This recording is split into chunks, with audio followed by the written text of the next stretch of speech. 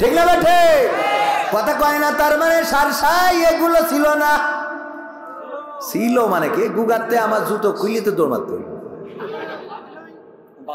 বালুন্ডা মানে বালুন্ডা, বালুন্ডা আমার সে জুতো পাই দিতে দেয় না। আমি বলছি ভাই টাকা দিয়ে কিনা জুতো, বলছে আপনি জুতো নিচ্ছে মায়ের আমাকেও খাওয়াবেন।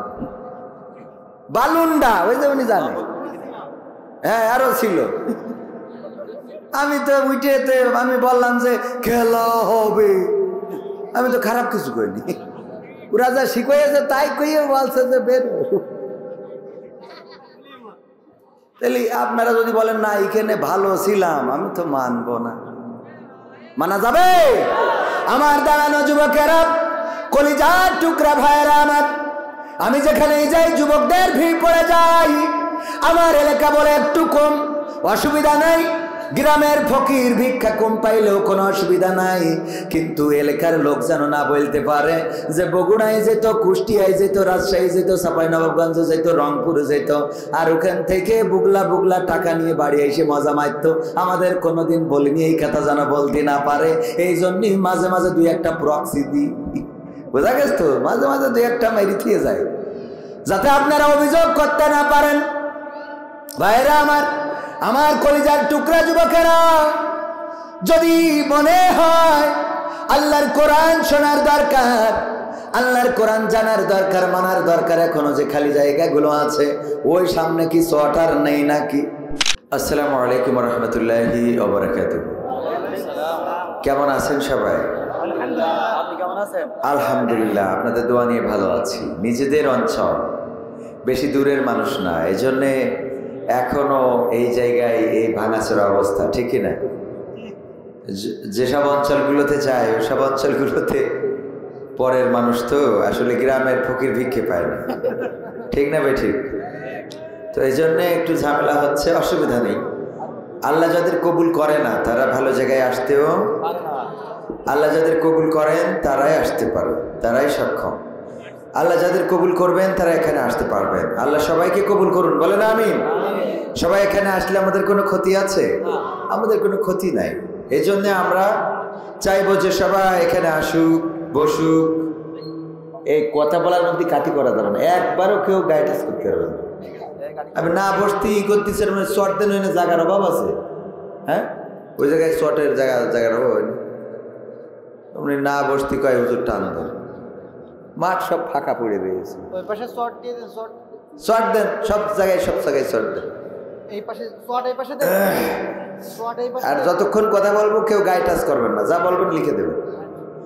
ইন্নাল হামদালিল্লাহি নাহমাদুহু ওয়া নাস্তাঈনুহু ওয়া নাস্তাগফিরুহু ওয়া নু'মিনু বিহি ওয়া নাতাওয়াক্কালু আলাইহি ওয়া নাউযু বিল্লাহি মিন শুরুরি আনফুসিনা ومن سيئات أعمالنا من يهده الله فلا مضل له ومن يضلله فلا هادي له ونشهد أن لا إله إلا الله ونشهد أن سيدنا محمدا عبده ورسوله الذي أرسله بالحق بشيرا ونذيرا وداعيا إلى الله بإذنه وسراجا منيرا فقد قال الله تعالى في كلامه المجيد والفرقانه الحميد সবাই পড়েন আউযু বিল্লাহি মিনাশ শাইতানির রাজিম বিসমিল্লাহির রাহমানির রাহিম কাইফা তাকফুরুনা বিল্লাহি ওয়া কুনতুম أمواتا فأحياكم ثم يميتكم ثم يحييكم ثم إليه ترجعون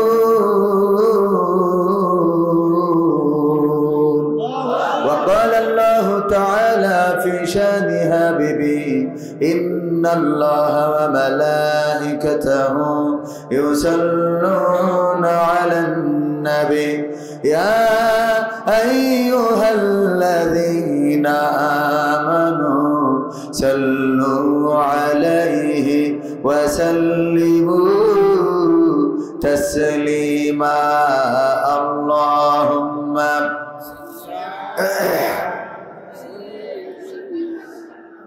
مولانا محمد وعلى آله سيدنا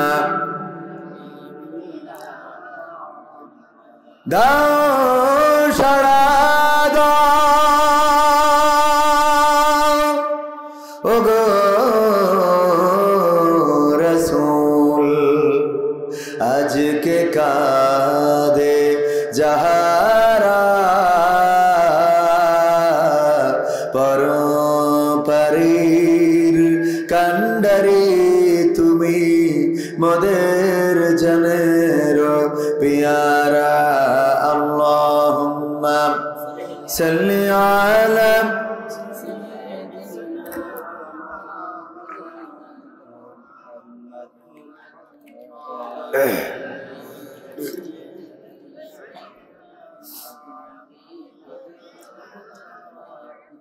রূপের বড়াই করিস না রে রূপ চিরদিন থাকে না রূপের বড়াই করিস না রে রূপ চিরদিন থাকে না নিজের মুখটা দেখা একদিন হইবে রে তোর যন্ত্রণা নিজের মুখটা দেখা একদিন হইবে রে তোর যন্ত্রণা রূপের বড়াই কইরো না ভাই রূপ চিরদিন থাকে না চেহারার বড়াই কইরো না বোন চেহারা চিরদিন থাকে না নিজের মুখটা দেখা একদিন হইবে রে তোর যন্ত্রণা নিজের মুখটা দেখা একদিন হইবে রে তোর যন্ত্রণা সময় হইল বড় শিক্ষক সব দিবে শিখাইয়া সুখের জীবন থাকবে না রে দেখবে না কেউ চাইয়া সময় হইল বড় শিক্ষক সব দিবে শিখাইয়া সুখের জীবন থাকবে না রে দেখবে না কেউ চাইয়া মরার আগে মরবি রে তুই জ্বালা সইতে পারবি না মরার আগে মরবি রে তুই জ্বালা সইতে পারবি না নিজের মুখটা দেখা একদিন হইবে রে তোর যন্ত্রণা নিজের মুখটা দেখা একদিন হইবে রে তোর যন্ত্রণা কিসের এত বড়াই তোমার মাটির দেহ লইয়া ময়রা দেখো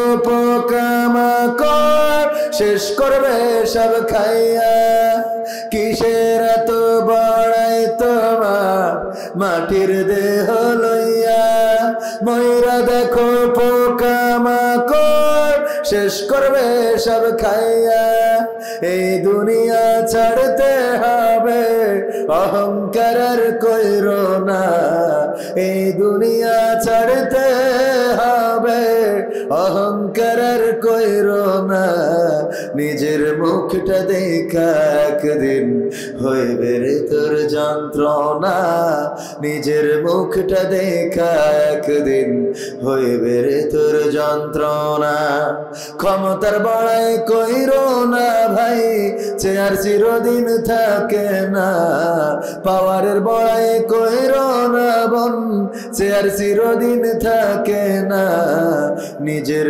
চেয়ার দেখা একদিন হইবে রে তোর ভাবনা নিজের মুখটা দেখা একদিন হইবে রে তোর যন্ত্রণা ঠিক না বে ঠিক চেয়ারের বয় যারা করে রূপের বয় যারা করে সৌন্দর্যের বয় যারা করে এই সৌন্দর্য কি চিরদিন থাকে ক্ষমতার বড়াই যারা করে ক্ষমতা কি চিরকাল থাকে? শক্তির বড়াই যারা করে শক্তিও চিরকাল থাকে না। সুন্দর বনের মধ্যে যে বাঘ, যেই বাঘের ভয়ে শিয়াল কুত্তা বিলাই সবাই পালিয়ে বেড়ায়, একদা দেখা যায় সেই বাঘও কাহিল হয়ে পড়ে আছে, তার খাবার দেওয়ার মতো কাউকে খুঁজে পাওয়া যায়? খুঁজে পাওয়া যায় না, খুঁজে পাওয়া যায় না। সুতরাং চেয়ারের বড়াই করা যাবে না, পাওয়ারের বড়াই করা যাবে না, চেয়ারের বড়াই করা যাবে না, শক্তির বড়াই করা যাবে না। চুলের কুত্তা কাটিং দেওয়ার মতো আল্লাহর ওলিরা আছে না নাই? কত সুন্দর করে কুত্তা কাটিং দিয়ে ঘুরে বেড়ায় গো। আর আল্লাহ যদি ক্যান্সার নামক রোগটা দেয়, তাইলে যখন থেরাপি নাই, ইনজেকশন দেয়, বলেন উপরের নিচের কোন জায়গার চুল কি থাকে? কথা কয় না, থাকে? সব ঘরে চলে যায়। তার মানে এই চুলে কুত্তা কাটিং দিয়ে কোনো লাভ নাই। চুলের সৌন্দর্য আল্লাহ দিয়েছেন তাই আছে। আল্লাহ চাইলে তোমার মাথার মধ্যে সূর্যের আলো জ্বালাই দিতে পারে। আকাশে একটা সূর্য আর মাথার পরেও একটা থাকে না? থাকে না? বেলা উঠতে পারে না? পারে না? মাথার মধ্যেও বেলা উঠতে পারে। ওগো আমার ভাইয়েরা, এই জন্যে রূপের বড়াই করে লাভ নাই, ক্ষমতার বড়াই করে লাভ নাই, চুলের বড়াই করে লাভ নাই, চোখের বড়াই করে লাভ নাই। ভাইয়েরা তো আছে রে, আবার ওই পাশে মা বোনেরা আছে না নাই? ওরে বাবা কি চেহারা রে! যাই দেখে আমার মেম্বারের ছেলে পাগল হয়ে যায়।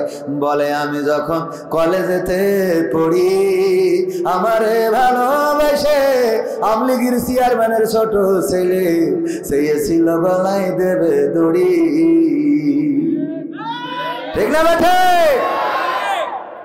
ওর মনে খুব কষ্ট, এজন্য একটু জোরে কইছে।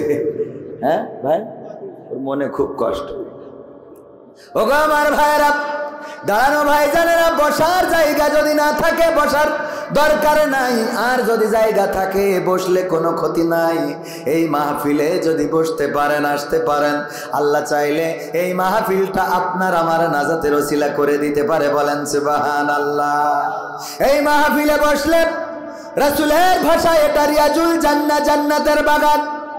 জান্নাতের বাগানে যদি আপনার বসার সৌভাগ্য না হয়, বলেন দেখি, ভোটের দিন যদি ভোট দিতে না যান, ভোটের দিন যদি বিদেশে থাকেন, ভোটের দিন যদি এলাকা ছাড়া থাকেন, এবার চেয়ারম্যান পাশ করলে এসে যদি সামনের কাতারে বলেন আমার ভাই, তোমার ভাই মকবুল ভাই, মকবুল ভাই, বলবে না? বলবে না? সিলি মালয়েশিয়া এসে এখন মকবুল ভাই, ঠিক বলছি তো? ঠিক না বে ঠিক?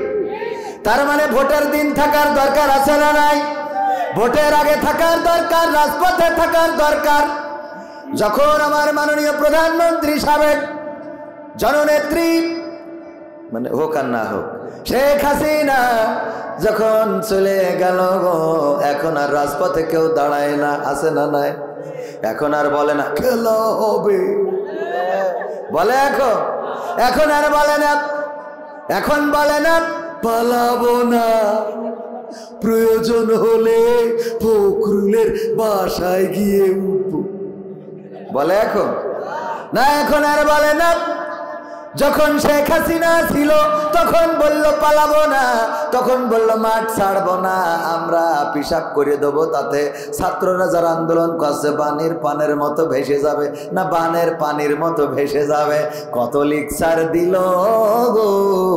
আর যখন আমার শেখ হাসিনা কলিজার টুকরা বোন আমার চলে গেল রে, তখন আমার সেই দাদারা দিদিরা আর কেউ কোনো কথা বলে না। এখন আবার নতুন করে বলছে আগে ছিলাম নায়ক, এখন হয়েছি সমন্বয়ক। ঠিক না বেঠি? এখন আমার ওরা এই পথে গায়, ঠিক না বেটে? তার মানে বোঝা কি গেছে না যায় নাই? দেখেন সুবিধাবাদ জিন্দাবাদ।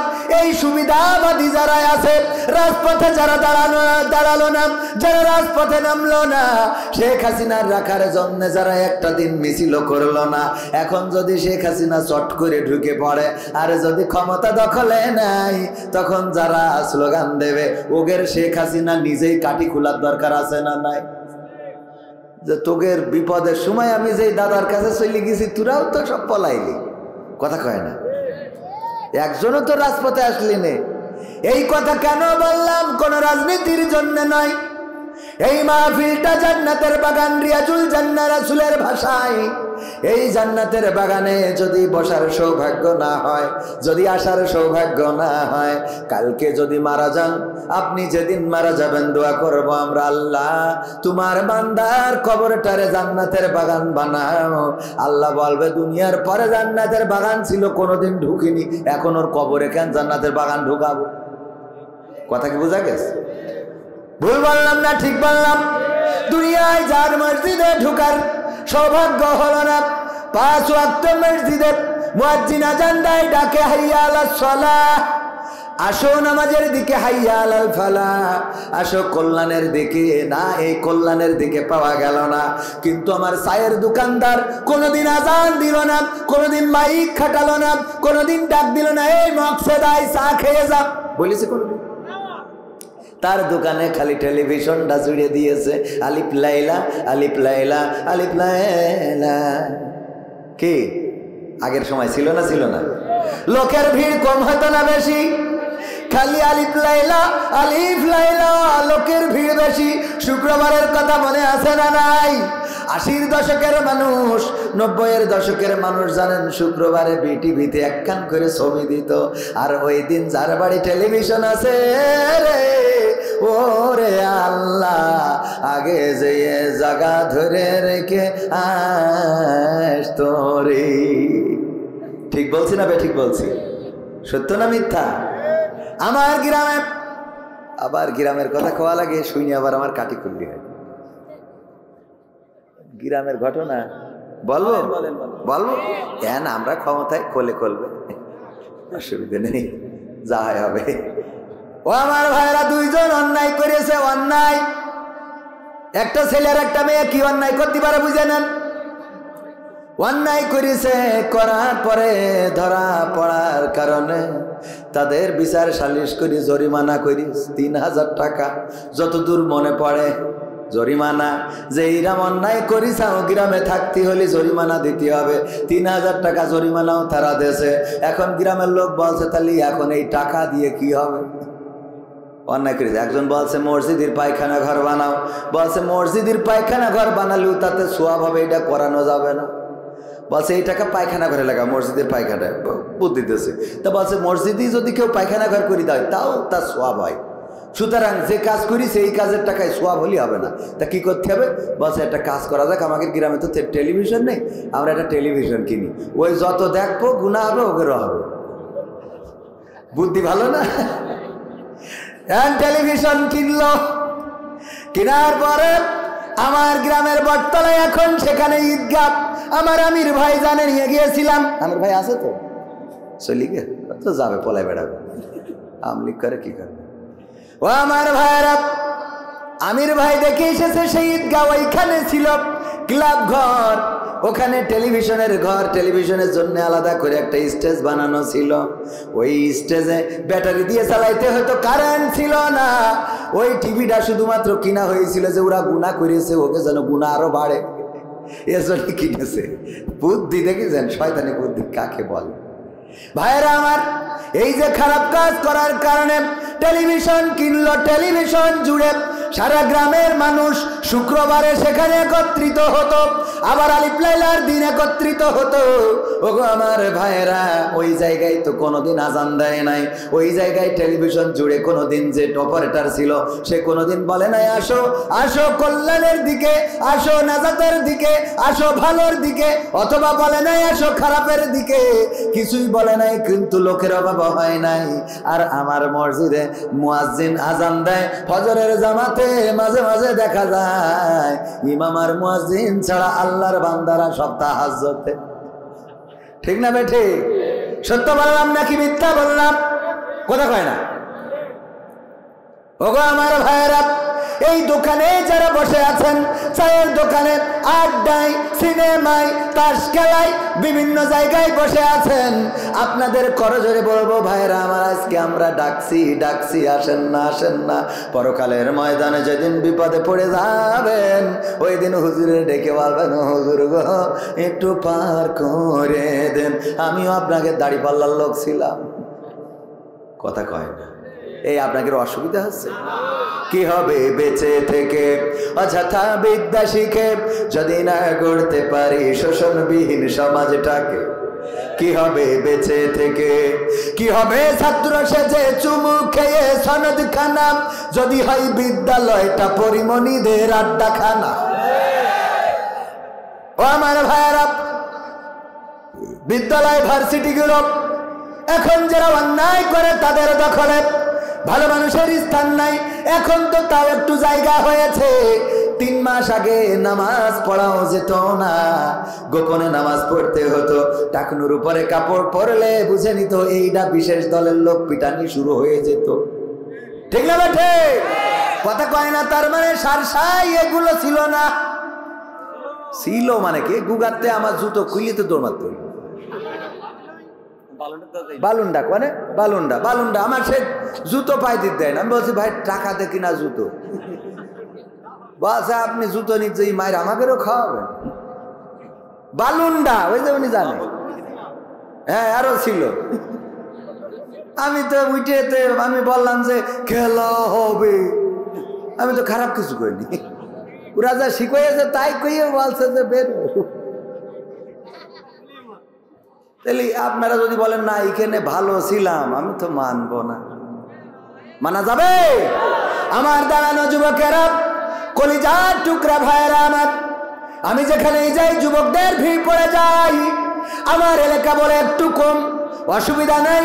গ্রামের ফকির ভিক্ষা কম পাইলেও কোনো অসুবিধা নাই। কিন্তু এলাকার লোক যেন না বলতে পারে যে বগুড়ায় যেত, কুষ্টিয়ায় যেত, রাজশাহী যেত, চাঁপাইনবাবগঞ্জ যেত, রংপুরে যেত, আর ওখান থেকে বুগলা বুগলা টাকা নিয়ে বাড়ি এসে মজা মারত। আমাদের কোনোদিন বলিনি, এই কথা যেন বলতে না পারে। এই জন্যই মাঝে মাঝে 2-1টা প্রক্সি দিই। বোঝা গেছে তো? মাঝে মাঝে 2-1টা মেরি থিয়ে যায় যাতে আপনারা অভিযোগ করতে না পারেন। ভাইরা আমার, আমার কলিজার টুকরা যুবকেরা, যদি মনে হয় আল্লাহর কোরআন শোনার দরকার, আল্লাহর কোরআন জানার দরকার, মানার দরকার, এখনো যে খালি জায়গাগুলো আছে, ওই সামনে কি চটার নেই নাকি? চটার নেই, শুন নেই, আগায় নেবো তাই এনো পিছনে জায়গা ভরিনি, একটু মেলা না দেখা গেলে ভাল লাগবে না। শর্ট কই, শর্ট কই? হ্যাঁ ওই সব তুলি থো বাড়ি, শীতকালে গায়ে দিয়ে আনি।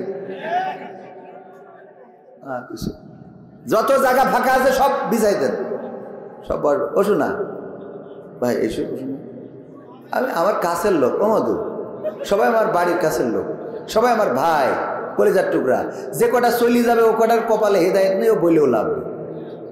কারণ আমি তাকে বলি আল্লাহ রাসুলই পারে নাই, আবু জাহেলের গা টিপে দিয়ে, আবু তালিবের পা টিপে দিয়ে হেদায়েত করতে পারিনি। তো তোকে সুনা মধু করলি হয়? তোকে জন্য 2.5 হাত বাখারি লাগবে। ঠিক না বে ঠিক? এখানে বসবে কারা? আল্লাহ যাদের কবুল করবে তারা ছাড়া বসতে পারবে না। যদি উদাহরণ দিতে যাই, উদাহরণ দিয়ে মাঝে মাঝে বলি, মুরগি পুষেছে আমার পরিচালক ভাই। পরিচালক ভাই পরে রাগ করিস তো, মন খারাপ করে দিস। ওরে ওরে মনে এতে রাগ না, ওইলে এমনি একটা ভাব নিলাম পয়লা, একটা ভাব মানে উঠে পরে একটা ভাব নিতে কিন্তু এলাকার মাঝে মানুষ দাম দিচ্ছে তো হঠাৎ মনে করে একটা ভাব নিল, হুজুরির একটা ভাব আছে। কারণ আমি তো দ্বিতীয় বক্তা, প্রধান বক্তা তো আছে, তো এখন উনার নাই মুরগি নেই। আমার ভাই তো কনে সাড়া পড়, সাড়া তোলা বলছে মুরগি পুষার জন্য বউও নেই। হ্যাঁ এই বললেন। যাই হোক ভাইয়েরা আমার, লাইভ যাচ্ছে, অনেকে আবার বলবেন দেখেন মাহফিলের ময়দানটা হাসির হাস্যের মঞ্চ করে ফেলেছে। ভাই মাহফিলের ময়দানে হাসির হাস্যের মঞ্চ করে নাই, বরং কিছু কথা, কিছু আনন্দ, কিছু বিনোদন, কিছু শিক্ষা দেওয়ার দরকার আছে না নাই? খালি শুধুমাত্র বলে গেলাম বলে গেলাম বলে গেলাম না বলে যাওয়ায় যদি এই ময়দান থেকে যদি হেদায়েত হয়ে যেত, তাইলে বাংলাদেশে যত ওয়াজ হয় আগামীকালকেই তো কোরআনের রাজ কায়েম হওয়ার কথা। ঠিক না বেঠি? ওয়াজ শুনে আসলে খুব বেশি হেদায়েত হয় না।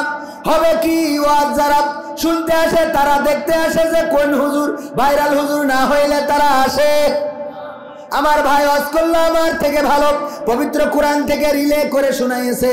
বলেন এর 3 ভাগ 4 ভাগের 1 ভাগ লোক কি ছিলেন? ছিলেন না।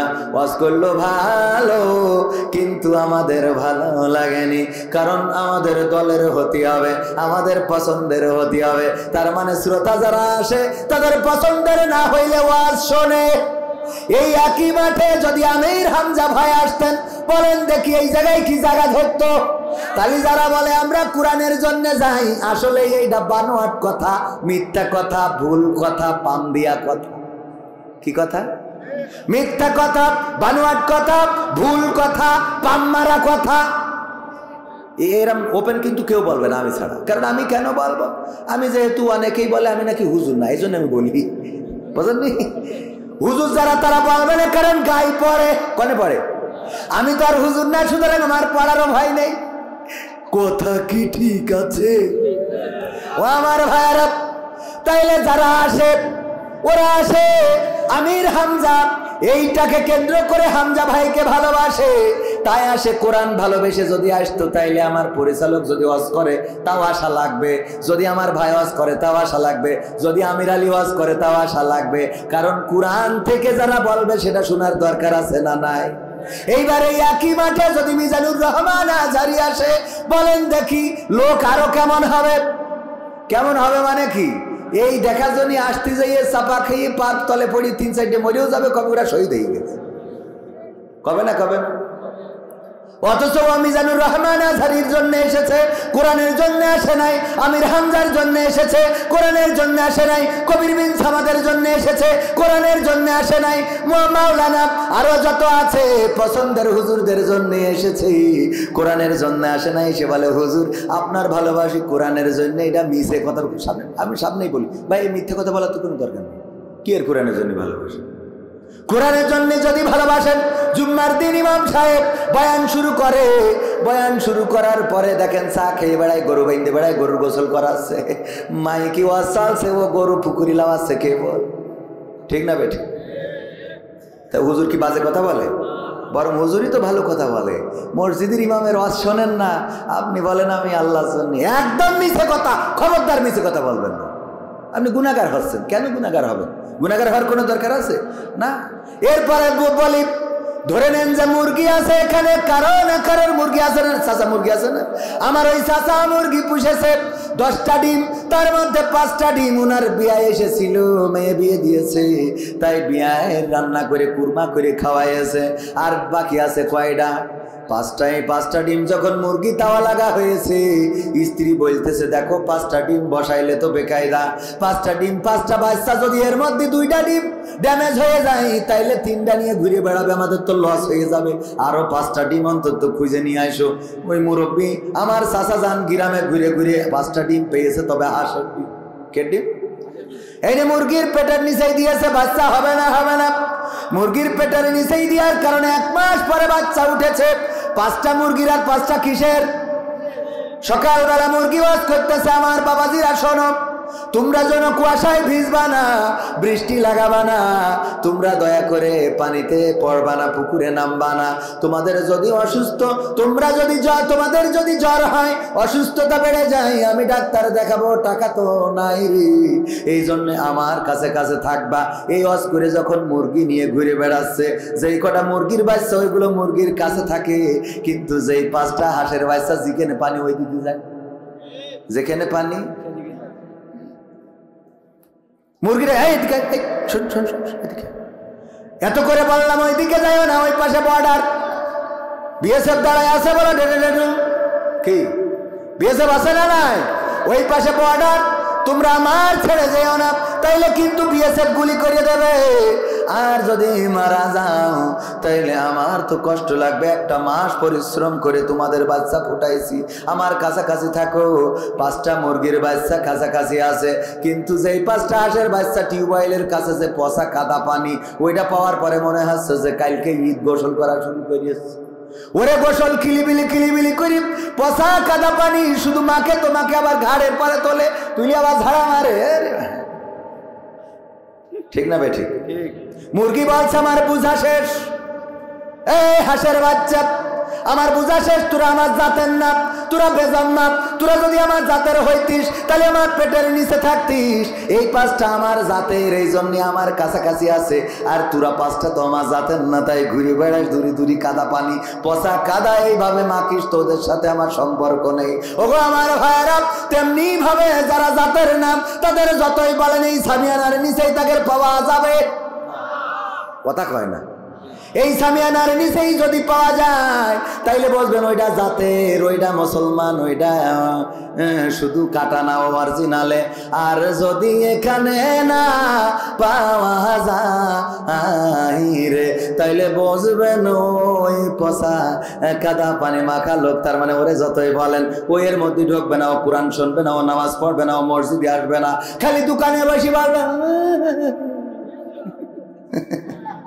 ঠিক না বেঠে? এটা হবে না। ক্ষমতায় কেউ স্থায়ী হয় না, হোক না সে হাসিনা কি বারে না, চেয়ারটা চিরকাল থাকে না। ঠিক না বেঠে? ক্ষমতায় কেউ স্থায়ী হয় না, মুজিবুর বেশি দিন থাকেনি, জিয়াউর কেউ তো রাখেনি।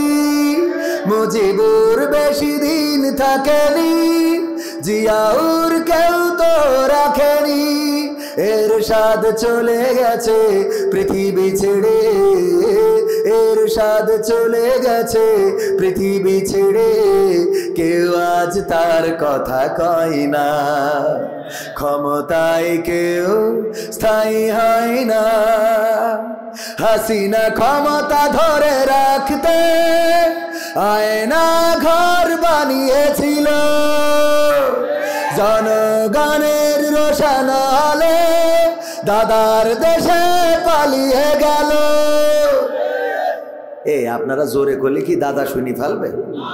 হ্যাঁ, গলায় আওয়াজ এরম কেন? বর্ডারের কাছে থেকে আওয়াজ আপনাদের মনে আসছে যে বাড়িতে কি নিষেধ করতে নাকি? কথা বলতে নিষেধ করতে? এরম 60 সাল লোকের তো এরম হওয়ার কথা না।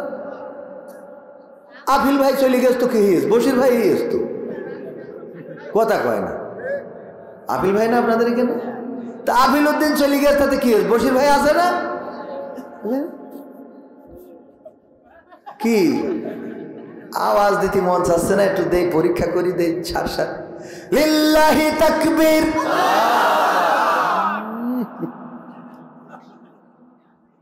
আওয়াজ করবেন ওইনে দাদা কবে যে শর্ট করে ঢুকা হবে না, ওইন বসে রইস পথে। আপনারা বর্ডারের কাছে না, তাহলে আওয়াজটা সেরকম হওয়া লাগবে না। লিল্লাহি তাকবীর। তা পছন্দ হইল না। আরে দায় রয়েছেন আমার ভাইরা, কেউ মনে হয় করছে না। ভাই আপনারা একটু কম এটা আওয়াজ দেন। আপনার দায় থাকলে আমার কোনো অসুবিধা নেই, আপনি পারলে আমার অসুবিধা কি? যাওয়ার সময় একটা স্পিড খেয়ে বাড়ি চলবে। লিল্লাহি তাকবীর, নারায়ে তাকবীর। আল কোরআনের আলো, আল হাদিসের আলো, আমার নেতা তোমার নেতা। লিল্লাহি তাকবীর। এখনো শীত ভালো পড়ে নাই, মাঝে মাঝে একটু আওয়াজ দিবেন, মাঝে মাঝে ঠিক বেঠিক, ঠিক না হইলে বলবেন যে ঠিক না, এটাও তো বলবেন। তা ঠিকও কর না, ঠিক নাও কর না, কারণও আছে। ভারতের কাছে তো, এটা ভারতের কাছে না। ওই পারে গেলাম, গেলি ওয়াজ করতে দেশে, ওয়াজ করি, যাই যা বলি, কেউ কিছু কথা কয় না। তা আমি বলছি কিরাম হইলো, কেউ কিছু বলে না। আমি আমার আব্দুল সালাম যুক্তিবাদী ভাইকে ফোন দিলাম, ভাই এই পারে ওয়াজ করি তো তেমন টেস্ট লাগতেছে না, কেন? তাই বলছে ওয়াজ করি, সামনে শ্রোতা থাকে হাজার হাজার, কেউ কোনো কথা বলে না, আমিনও বলে না, ওলা দোয়াল্লিনও বলে না। বলছে ওদের হিসেব হইলো বাংলাদেশ থেকে টাকা খরচ করে হুজুর নিয়ে আসে কি আমরা কথা বলবো? তাই যা বলার হুজুর তুমি একা বলবো, টাকা নিবা আবার আমাদের কথা কইতে হবে। এই জন্য এ তো বর্ডারের কাছে আপনাদের মধ্যে কি এই আমল চলছে নাকি? এই আমল চলছে? আল্লাহ আমাদের কবুল করুন, বলেন আমিন। সম্মানিত ভাইয়েরা, আমরা মাহফিল তো শুরু করিনি, শুরু করা দরকার। 23তম ঐতিহাসিক তাফসিরুল কোরআন মাহফিল কৃষ্ণপুর দক্ষিণ পূর্বপাড়া জামে মসজিদের উদ্যোগে আজকের মাহফিলের শ্রদ্ধাভাজন সভাপতি জনাব আলহাজ মাস্টার জহুরুল হক সাহেব, আছেন? মাশাআল্লাহ। আল্লাহ হায়াতে তাইয়্যিবা দান করুন, বলেন আমিন। আল্লাহ রাব্বুল আলামিন দীর্ঘজীবী করুন এবং সুস্থ জীবন দান করুন, বলেন আমিন। এছাড়া আলোচনা করেছেন আমার আগে আমাদের আমির ভাইয়ের বন্ধুবর আমিরুল ইসলাম সাহেব, অনেক সুন্দর আলোচনা করেছেন। আলোচনা করবেন আপনাদের আকাঙ্ক্ষিত, প্রত্যাশিত, আপনাদের অঞ্চলের গৌরব, আমাদের প্রিয় ভাই হাফেজ হযরত মাওলানা মাহবুবুর রহমান সাহেব, যিনি ঝিনেদার হলেও আমাদের যশোরেই সুপরিচিত, ঠিক কিনা? আমি মাঝখানে মনে করলাম কিছু বক্তাদের বলবো যে আপনাদের এই নামে সংশোধন আছে। সংশোধন কি? মাহবুবুর রহমান থাকে বেনাপোল। বেনাপোল কিসের মধ্যে? যশোরের মধ্যে। লেখে কি? ঝিনাইদহ। হাসান আল মামুন লাল থাকে কনে? যশোরে। লেখে কি? রবিউল ইসলাম খুলনা, থাকে কনে? লেখে কি? আমার তৈয়বুর রহমান ভাই মাওলানা, ঘর বাড়ি বউ বাইস্তা সব যশোরে, ভিটে মাটি। লেখে কি?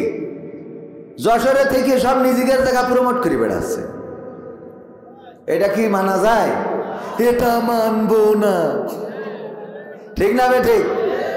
আমাদের যশোরে থাকবে, যশোরের ট্যাক্স দেওয়ার দরকার আছে না নাই? এই জন্য এই বক্তাগুলো যে কটা বললাম সবগুলো এই নামের শেষে সংশোধনী দিয়ে সব যশোর লিখতে হবে, যাতে এলাকা বোঝে যে যশোরে সব বক্তা পয়দা করে। উনারা কিন্তু তৈরি হয়েছে আমাদের যশোরে এসে, জানেন কি না? এ বাবা, যশোরে তো উর্বর ভূমি, এনে তো বক্তা তৈরি হয়, কথা কয় না। কিন্তু যশোরের লোক একটু বক্তা কম হয়ে গেছে, কারণ এরা বাহাত্তারা, ভূমিটা উর্বর, কিন্তু যে গাছটা লাগানো হয়েছে ওইটার সমস্যা।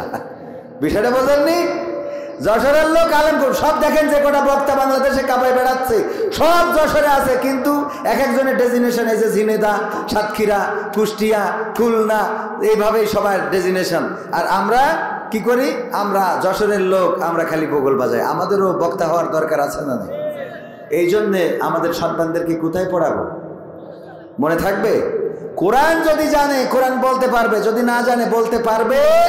এই জন্য এখন জেনারেল মিশ্রিত কোরআন, হিফজুল কোরআন মাদ্রাসা প্রতিষ্ঠিত হয়েছে বিভিন্ন জায়গায়। এই মাদ্রাসাগুলোতে আমাদের সন্তানদেরকে দেওয়ার চেষ্টা করব ইনশাআল্লাহ, তৌফিক দিন। এছাড়া উপস্থিত আছেন আরো গণ্যমান্য ব্যক্তিবর্গ, সঞ্চালনায় রয়েছেন প্রিয় ভাই হাফেজ মোহাম্মদ হাফিজুর রহমান সাহেব, কৃষ্ণপুর দক্ষিণ পূর্বপাড়া জামে মসজিদের শ্রদ্ধাভাজন ইমাম ও খতিব আছেন। আমার সামনে উপবিষ্ট দিনদার ইমানদার মুসলমান ভাই বাবাজিরা, পর্দার অন্তরালে মা এবং বোনেরা, সবাইকে অন্তরস্থল থেকে আবারও সালাম জানাচ্ছি, আসসালামু আলাইকুম ওয়া রাহমাতুল্লাহি ওয়া বারাকাতুহু।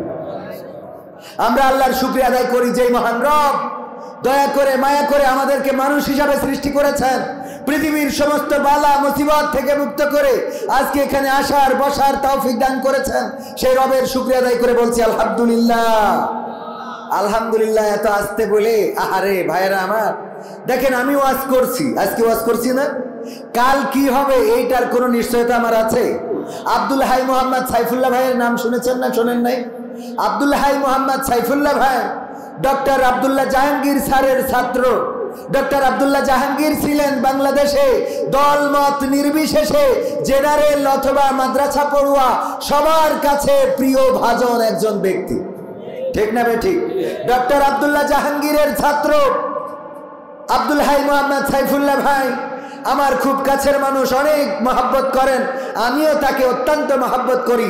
দেখা হলে জড়িয়ে ধরেন, অনেক গল্প হয়, মাঝে মাঝে ফোনেও কথা হয়। ওইদিকে মাহফিলে গেলে বগুড়াতে অনেকবার একসাথে চা খেয়ে তারপরে উনি ঢাকার উদ্দেশ্যে গিয়েছেন, আমি যশোরের উদ্দেশ্যে এসেছি। এই মানুষটা গতকালকে অ্যাক্সিডেন্ট করে আজকে, গতকালকে রাতে হাসপাতালে ছিল, আজকে হাসপাতালে চোখ অপারেশন করার পরে বিশ্রাম দেওয়া হয়েছে যে আপনি বাসাতে থাকবেন, তবে রেস্টে থাকতে হবে, মাহফিল করা যাবে। গতকালকে যিনি স্টেজের বক্তা ছিলেন, স্টেজে বসে কণ্ঠস্বর দিয়ে প্রতিবাদী ছিলেন, কোরআন শুনিয়েছেন, কোরআন বুঝিয়েছেন, আজকে সেই মানুষটা আল্লাহ রাব্বুল আলামিন তাকে রেস্টের জন্য, বিশ্রামের জন্য পাঠিয়ে দিয়েছেন যে আজ কিছুদিন বিশ্রাম করো। আমরা জানি না কার কখন কি হবে। আল্লাহ আমার আব্দুল হাই মোহাম্মদ সাইফুল্লাহ ভাইয়ের সুস্থতা দান করুন, বলেন আমিন। উনার আলোচনাগুলো দলমত নির্বিশেষে সবার কাছে প্রিয়। আমি বলতে চাই এই বাংলাদেশে অসংখ্য আলেম ওলামা অ্যাক্সিডেন্টেই মারা গিয়েছে। এই অ্যাক্সিডেন্ট গুলো কি সত্যিকার অর্থেই অ্যাক্সিডেন্ট নাকি এগুলো পরিকল্পিত হত্যাকাণ্ড যাচাই করার সময় এসেছে, বলেন ঠিক কিনা? ডক্টর আব্দুল্লাহ জাহাঙ্গীরকে এইভাবেই হত্যা করা হয়েছে, অ্যাক্সিডেন্ট করে তিনি শহীদ হয়েছেন আইনুদ্দিন আল আজাদ কওমি অঙ্গনের ওস্তাদ। এছাড়াও আমাদের যশোরের ছিল আরেকজন আবু জাফর, তিনিও অ্যাক্সিডেন্ট করে মারা গেছেন। এমনি ভাবে আমরা প্রায়ই শুনি অ্যাক্সিডেন্ট করে অমুক বক্তা আহত, অমুক বক্তা নিহত। আবার গতকালকে আমার আব্দুল হাই মোহাম্মদ সাইফুল্লাহ ভাই অ্যাক্সিডেন্ট করে তার গাড়িটা দুমড়ে মুচড়ে শেষ হয়ে গেছে, নিজেও অসুস্থ। এমনকি আমি শায়েখ আহমদুল্লাহ সাহেবের স্ট্যাটাস থেকে যেটা জানলাম সেটা হলো সাথে পরিবারও ছিল এবং পরিবারের মেম্বারও আহত হয়েছে। এগুলো কি পরিকল্পিত কিনা? এগুলো কারো ষড়যন্ত্র কিনা? এগুলো কেউ ফলো করে নীরব ঘাতক হত্যাকাণ্ড চালাতে চাই কিনা যাচাই করার দরকার আছে না নাই? কারণ অ্যাক্সিডেন্ট করলেই 7 খুন মাপ।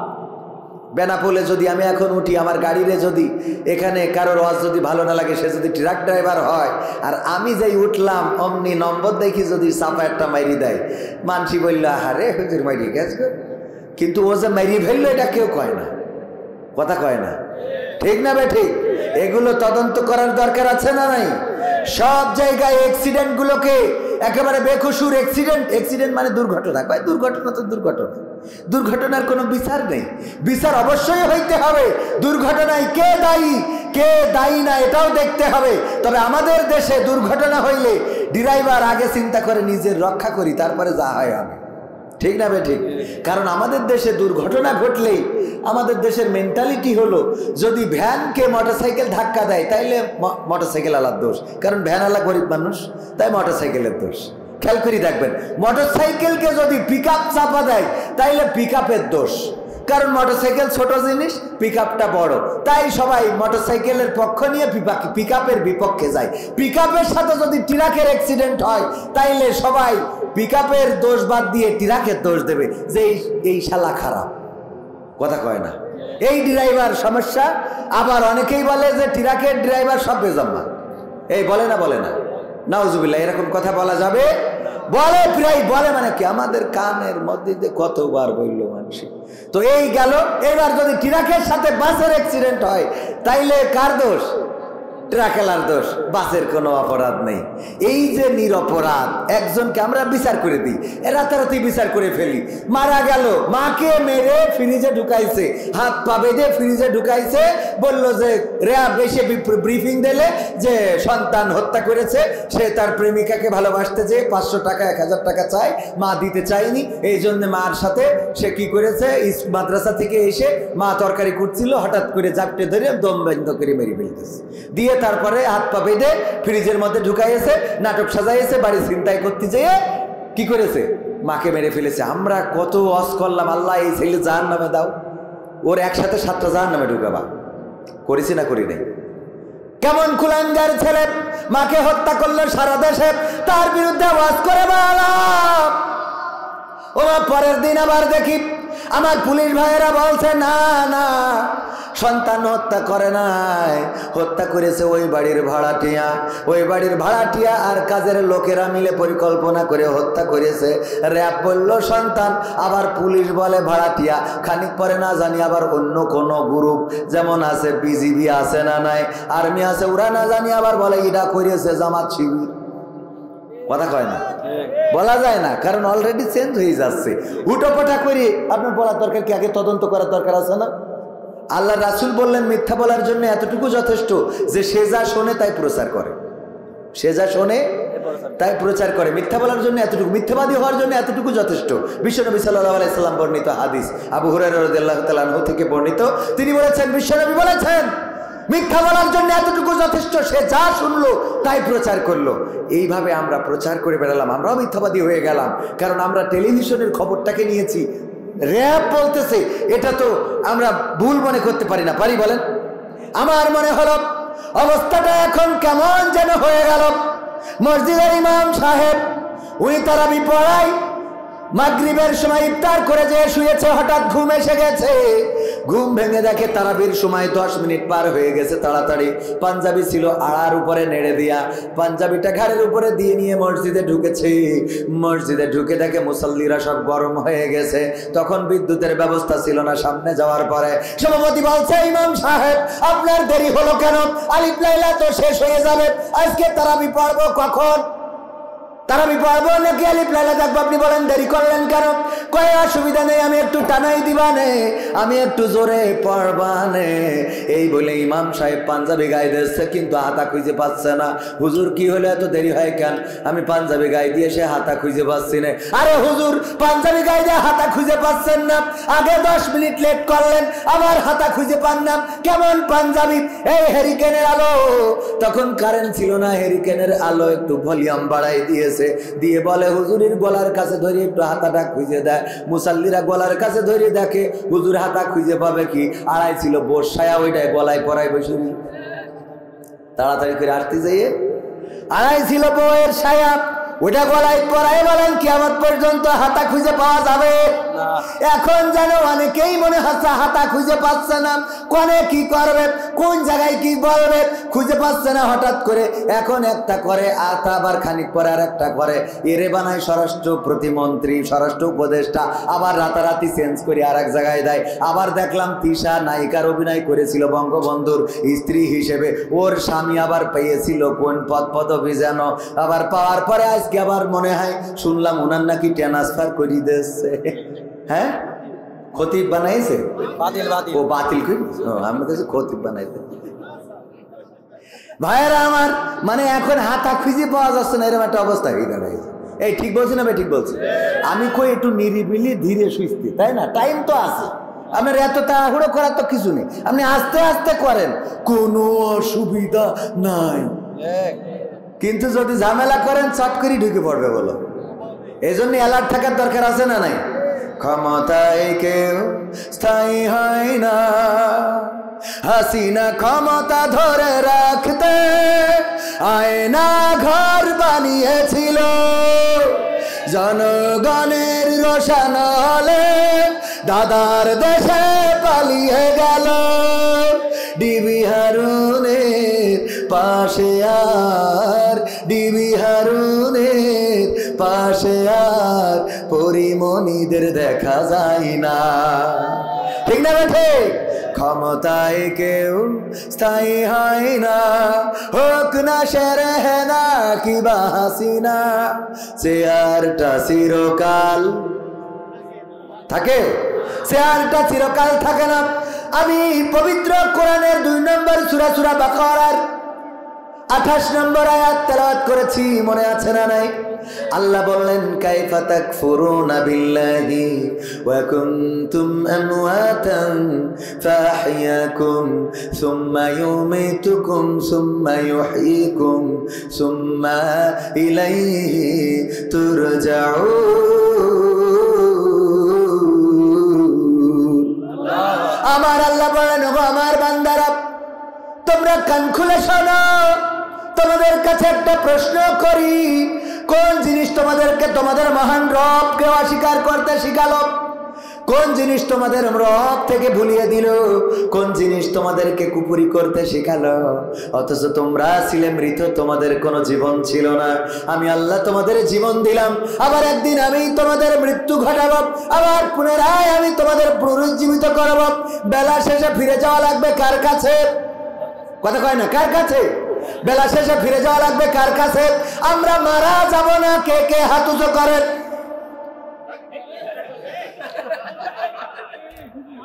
মারা যাব না, কে কে? মারা যাব না, মারা যাব না, কে কে? একজন কি আছেন? পবিত্র কোরআনে কয়টা সূরা? 114টা পারা। কয়টা? 30টা পারা। আয়াত কতটা? 6666 অথবা 6234 36 এরকম আছে। আমরা কেউ কি কোনোদিন গুনে দেখেছি নাকি? আমিও কোনোদিন যোগ বিয়োগ দিই নাই।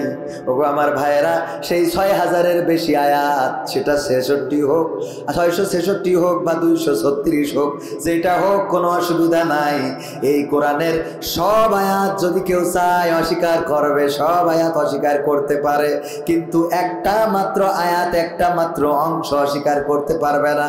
সেটা হলো আল্লাহ বলছেন কুল্লু নাফসিন যায়িকাতুল মাউত, সব প্রাণীকে মৃত্যুর স্বাদ নিতেই হবে, সব প্রাণীকেই মারা যেতেই হবে। এই আয়াতটা অস্বীকার করার মতো কেউ আছে নাকি? একজন কি আছেন? আমিহীন পৃথিবী এমনই রবে, শুধু আমাকে ছেড়ে চলে যেতে হবে। তুমিহীন পৃথিবী এমনই রবে, শুধু তোমাকে ছেড়ে চলে যেতে হবে। থাকবে স্বজনেরা, কাঁদবে আপনেরা, থাকবে স্বজনেরা, কাঁদবে আপনেরা, দুটো দিন পরে আবার ভুলে যাবে, ভুলে যাবে। আমিহীন পৃথিবী এমনই রবে, শুধু আমাকে ছেড়ে চলে যেতে হবে। কতজন এলো গেল, কেউ থাকে না, কে কবে যাই চলে খোঁজ রাখে না, ঠিক না বেঠে? কতজন এলো গেল, কেউ থাকে না, কে কবে যাই চলে খোঁজ রাখে না।